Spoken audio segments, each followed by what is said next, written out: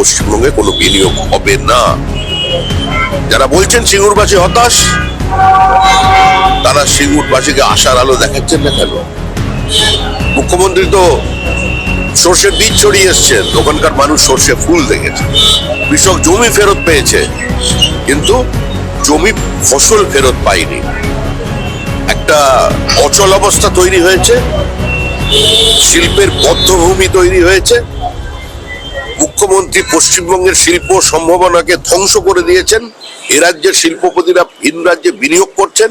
যারা বিজিবিএস এর মঞ্চে দাঁড়িয়ে থাকেন মুখ্যমন্ত্রীর পাশে, তাদের 9 বছরের ব্যালেন্স শিট দেখুন, তারা কোথায় বিনিয়োগ করেছেন পার্শ্ববর্তী রাজ্যে। সুতরাং তৃণমূল কংগ্রেস যাচ্ছে, তৃণমূল কংগ্রেস চলে যাচ্ছে, এবং সিঙ্গুরের ওই মাটিতেই শিল্প হবে।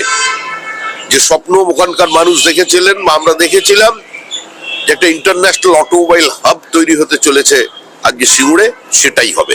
আজকে পাল্টা সভা করবে তৃণমূল।